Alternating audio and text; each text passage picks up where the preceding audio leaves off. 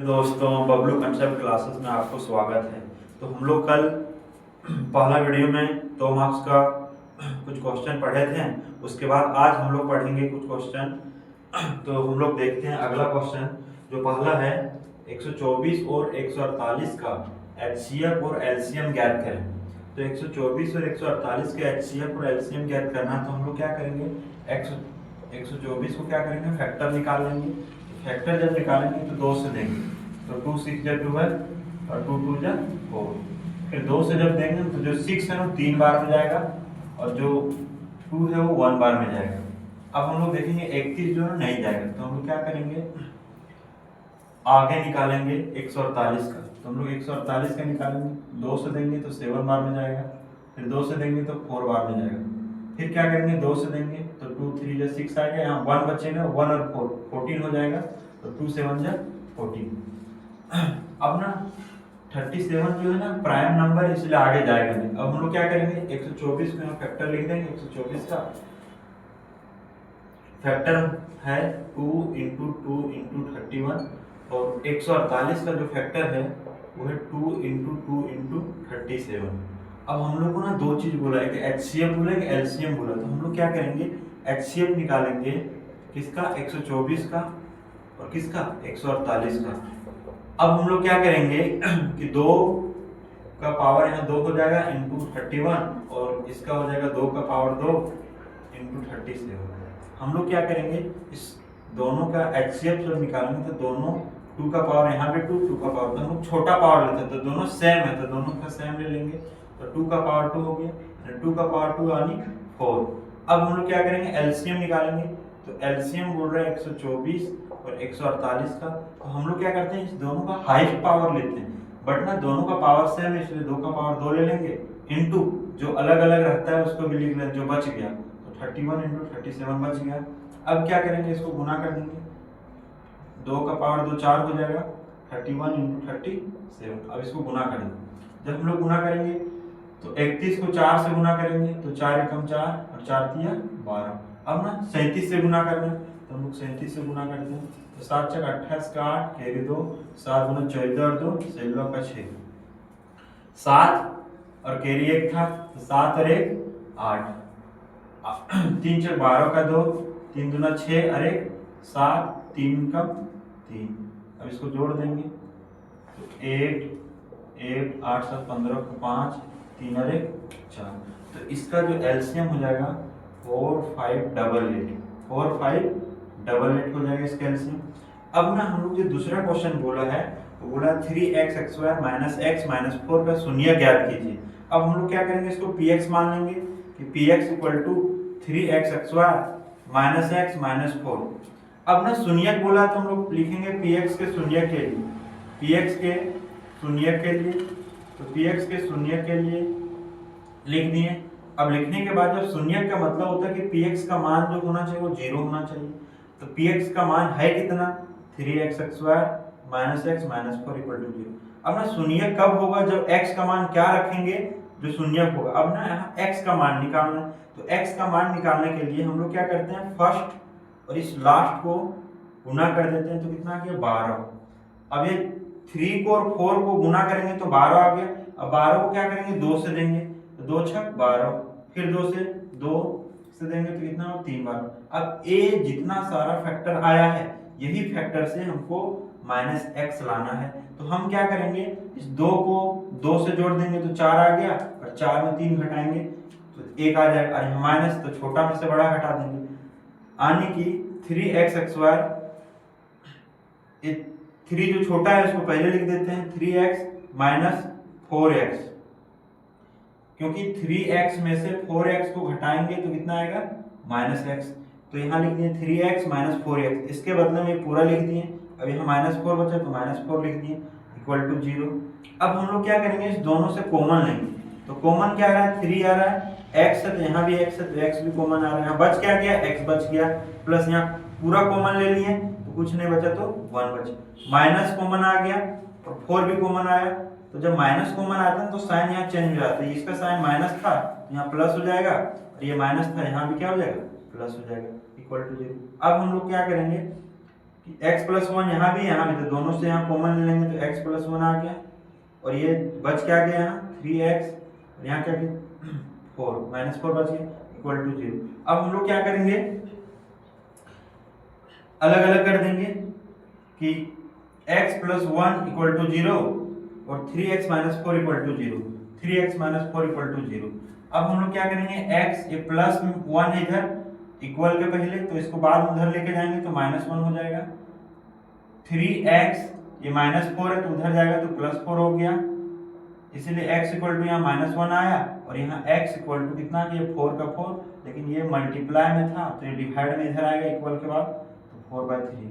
तो हम लोग का जो आंसर हो गया x बराबर -1 और 4/3, यही क्या हो गया। तो हम लोग तीसरा क्वेश्चन देखेंगे, sin 60 into cos 30 degree plus sin 30 degree into cos 60 degree का मान ज्ञात करना है, यानी कि इसका वैल्यू पुट करेंगे उसके बाद मान निकाल देंगे सॉल्व करके। हम लोग क्या करेंगे, sin 60 का मान जो होता है √3/2 होता है, इंटू cos 30 का जो मान होगा वो भी √3/2 होता है, प्लस sin 30 का मान 1/2 होता है, इंटू cos 60 का जो मान होगा वो भी 1/2 होगा। अब हम लोग क्या करेंगे, इस √3 को √3 से गुना करेंगे तो 3 आ जाएगा, और 2 को 2 से गुना करेंगे तो 4 आएगा, प्लस 1 को 1 से करेंगे तो 1 आ गया, और 2 को 2 से करेंगे तो 4 आ गया। अब क्या करेंगे, दोनों से एलसीएम लेंगे तो 4 आ जाएगा, और 4 से डिवाइड करेंगे 4 को तो 1 बार में जाएगा, तो यहाँ कितना आ गया 3, प्लस इस 4 को 4 से डिवाइड करेंगे 1 बार में जाएगा, 1 से मल्टीप्लाई करेंगे तो 1 आएगा, यानी कि 4/4 आ गया। 3 और 1 4, और नीचे 4, तब इसको कैंसिल किया 1 बार में गया, इसलिए इसका आंसर कितना आ गया 1 आ गया। इसी प्रकार हम लोग देखेंगे चौथा नंबर क्वेश्चन, बिंदुओं A 2,3 और B 4,1 के बीच की दूरी ज्ञात कीजिए, यानी कि बिंदु A और बिंदु B के बीच की दूरी, तो एक बिंदु A मान लेते हैं यहाँ और एक बिंदु यहाँ मान लेते हैं B। तो बिंदु A का जो निर्देशांक है वो कितना है 2,3, तो हम लोग क्या करेंगे 2,3 लिखेंगे, और जो B है B इसको यहाँ लिखेंगे, इसका निर्देशांक कितना दिया है 4,1, तो यहाँ लिखेंगे 4,1। अब हम लोग को बोला ना इसके बीच की दूरी, इसके बीच की दूरी कितना है, इसके बीच की दूरी, तो हम लोग बीच की दूरी का फॉर्मूला जानते हैं कि बिंदुओं A 2,3 और B 4,1 के बीच की दूरी, इसका फॉर्मूला जो होता है दूरी किसका AB का, इसका जो फॉर्मूला होता है वो होता है √x2 - x1 का whole square plus y2 - y1 का होल स्क्वायर।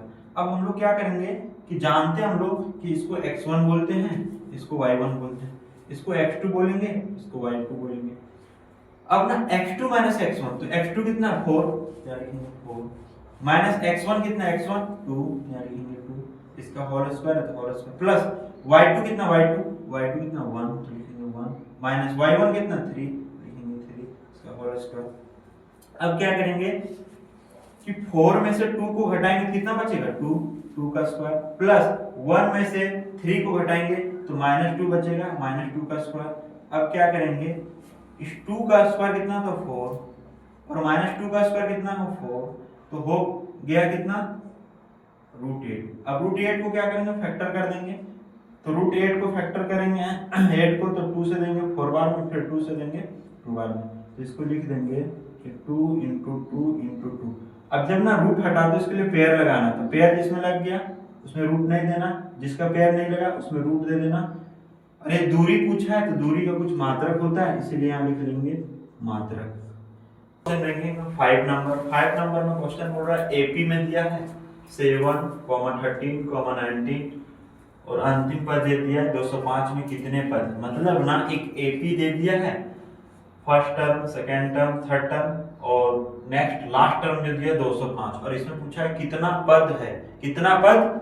हम लोग क्या करेंगे, लिखेंगे कि यहाँ जो प्रथम पद है वो a होता है और ये बराबर कितना दे 7, और जो सार्वंतर होता है d बराबर वो होता है a2 - a1, तो a2 कितना है 30, क्या लिखेंगे 30 माइनस a1 कितना है 7, लिखेंगे 7। तो 13 में 7 जाएगा यानी 13 में 7 जाएगा तो बचेगा कितना 6। अब हम लोग को ना अंतिम पद दे दिया, अंतिम पद को ही बोलते हैं nवां पद, nवां पद। और nवां पद का मतलब होता है an, an कितना दिया 205। और हम लोग को क्या बोला है कि n क्या होगा सो निकालना है, n बराबर फाइंड करना है। तो हम लोग क्या करेंगे, दिया क्या है तो लिखेंगे, चूंकि an इक्वल टू कितना दिया 205। an का फॉर्मूला होता क्या है, तो an का फॉर्मूला होता है a plus n minus 1 into D equal to 205।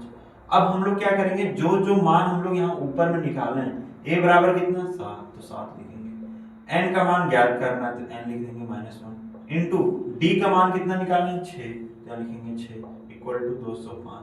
अब हम लोग क्या करेंगे कि n-1 इंटू 6 इक्वल टू 205। अब देखिए प्लस में इधर आएगा तो माइनस में, क्या लिखेंगे -5। अब हम लोग क्या करेंगे, सॉरी -5 नहीं -7। अब हम लोग क्या करेंगे, लिखेंगे कि n-1 इंटू 6 इक्वल टू 205 में से 7 को घटा देंगे। तो 205 में 7 को घटाएंगे तो कितना आएगा 198। अब 198 आ गया।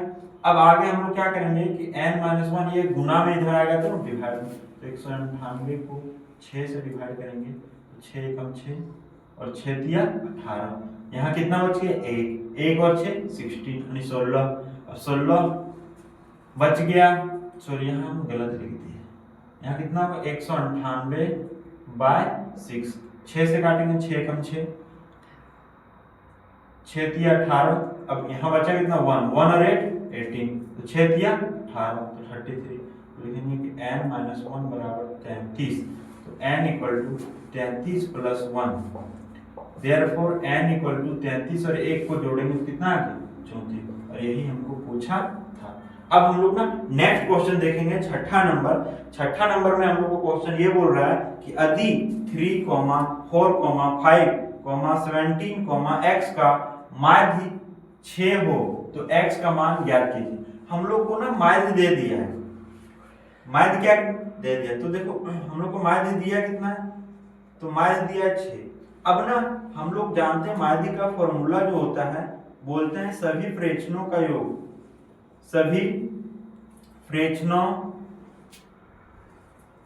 प्रेक्षणों का योग बटा प्रेक्षणों की कुल संख्या, प्रेक्षणों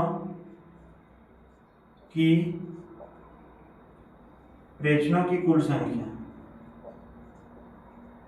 बराबर माध्य दिया कितना 6। अब हम लोग क्या करेंगे, सबको जोड़ देना, सभी प्रेक्षणों का योग मतलब सबको क्या करना जोड़ देना। तो लिखेंगे 3 plus 4 plus 5 plus 17 plus x,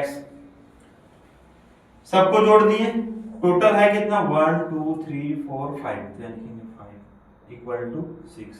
आगे क्या करेंगे, जोड़ो 3 और 4 7, 7 और 5 12, और 12 को 17 से जोड़ेंगे, देखो 12 और 17 जो होगा 7 और 2 9, 1 और 1 2। अब हम लोग को क्या करना है यहाँ कि कितना आ गया 29, और 29 के बाद क्या बच गया x, तो प्लस x, नीचे में कितना है 5, तो लिखेंगे 5 इक्वल टू कितना 6, तो 6। अब हम लोग क्या करेंगे कि 29 प्लस x इक्वल टू ये 5 डिवाइड में इधर आएगा तो मल्टीप्लाई, तो कितना हो 5 को 6 से गुना करेंगे तो 30, तो लिखेंगे कि x इक्वल टू ये 30 है। अब ये 30 प्लस में इधर है तो उधर जाएगा तो माइनस कर दें, तो x बराबर कितना है 1। यही मेरा क्या होगा आंसर। अब हम लोग आगे क्या करेंगे कि यदि आप लोग को ये क्लास अच्छा लगा होगा तो जरूर कमेंट करें, और कमेंट करने के बाद हमको ये भी बताएं कि आपको क्लास कैसा लगा। Thank you.